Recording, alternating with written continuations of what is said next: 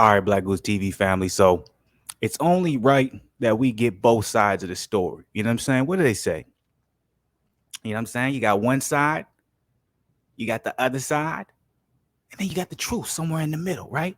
So it's very important that you get both narrative. You don't just want one narrative when it comes to something as important as this particular story we are going to be talking about. Now, I'm not going to make this too long-winded, but I thought it was appropriate that we hear Showtime, Espinoza, their side to why Munguia versus Charlo fight fell through. Yesterday, we listened to Oscar De La Hoya. Obviously, Oscar De La Hoya didn't go into detail, but he made it very clear that the reason why it fell through was on Showtime, on PBC, on Espinoza, simply because they weren't willing to bring the zone into the game when it came to broadcasting rights and obviously, pay-per-view money and numbers, etc., etc. So we got Oscar's side, Golden Boy Promotion side.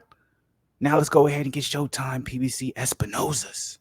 Really Showtime, not PBC, but let's get Showtime's side. So this right here. Let's get into it. All right. Let's read this thing and let's see what he got to say. Okay. Hopefully we're gonna have some interesting stuff and we can kind of decide excuse me, who we feel ultimately the blame should come on. Okay. Because I did, like I said in the other video, I did that community board question. A lot of y'all felt like it was Oscar De La Hoya, so let's see if you guys were right. Espinoza, I have no doubt Munguia won a Charlo fight. His promoter requested we bring in another platform. So that lines up with exactly what Oscar said. Oscar said the reason why we weren't able to make this fight happen was because I said the zone needs to be included in this. Showtime said no. But let's see if there's a little bit more details. All right, so the mood was understandably festive as Showtime released its slate of boxing events scheduled through mid-December. If there was a letdown among the 9 announced between now and July 9th, it's the main event that graces June 18th. The date is now occupied by middleweight titleist Jermall Charlo for the second straight year and will be headlining the boxing event celebration of the Juneteenth holiday. Charlo will face Poland's Selewski, a fight that came about in recent days after a late collapse in attempting to finalize terms for a far more anticipated showdown with Jaime Munguia. Terms were reached only for Munguia's side, including co-promoter Golden Boy Promotions, introducing new demands that eventually forced the standoff and Showtime moving on for the sake of moving forward with its announcement. This is from Espinoza himself. I have no doubt that Munguia wanted to fight. I would never question the heart of a fighter, certainly someone as accomplished as Munguia, but we had a deal. Munguia reached a deal. He accepted the terms of the fight, so I have no doubt he had negotiated. He reached out and said he was willing to accept the fight on these terms. For us, his part was done.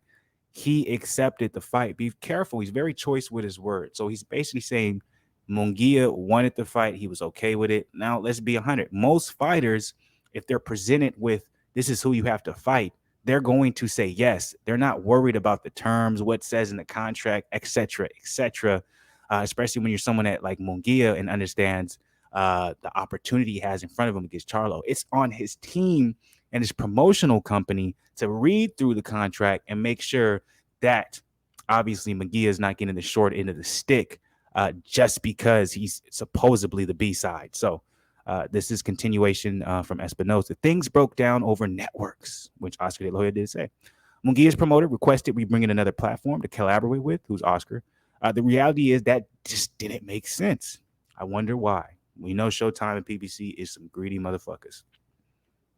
So this is now the article. A last-ditch effort was made by Showtime and PBC to salvage the fight, including twice extending its own deadline to hold out hopes until the 11th hour that Munguia and his side would see the light. So what it sounds like to me, I'm like, I sounds like both sides have fault. You know what I'm saying?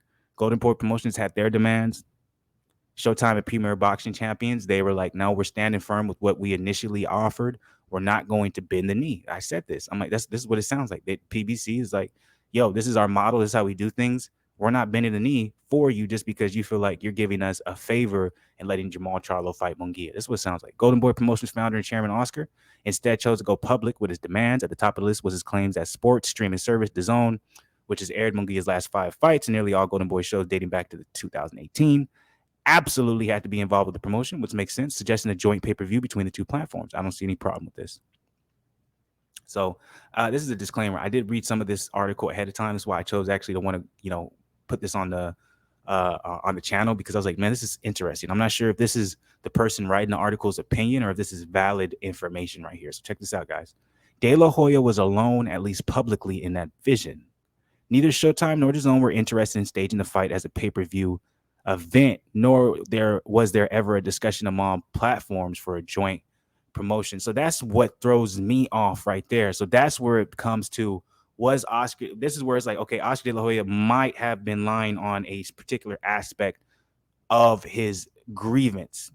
Was it that De La Hoya was trying to make this a pay-per-view fight, and Showtime and PBC had no plans to make this a pay-per-view fight?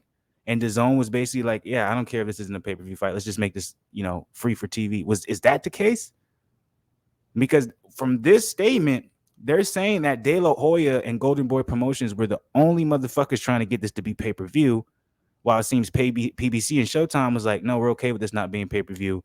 And DAZN was like, I'm okay with it. It's hard for me to believe that PBC and Showtime would not try and make a Jermall Charlo fight in Houston versus someone like Jaime Munguia on June 18th, Juneteenth, and not want to make it a pay-per-view fight. That blows my mind. It's hard for me to really believe that. But that's also why I'm saying, is this guy who's writing this article's opinion, or does he have valid information?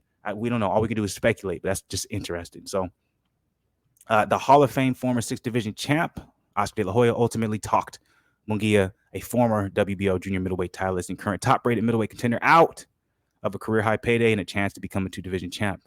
Espinoza now says, we tried to make concessions alternating. We get the first fight. Munguia's network can get the rematch. Ultimately, that never got anywhere. We were able to reach agreements. And that's where I said, like that earlier, you got to be careful with articles, man. Like that earlier paragraph made it seem like Oscar was the only person who wanted the pay-per-view. But why would Espinoza say we tried to make concessions alternating? We get the first and Munguia's network gets the second. It wouldn't matter if it was free TV, right? It would to an extent, but it wouldn't be enough to make a fight fall through. But if it's pay-per-view, then we're talking about money. And I'm like, they're talking about a rematch. I'm like, is the rematch? And if I'm Munguia's team, you're talking about we get the second one as a rematch. I'm like, you're probably only going to give us a fucking rematch if we beat Charlo. If we don't beat Charlo, you're not going to give us a rematch.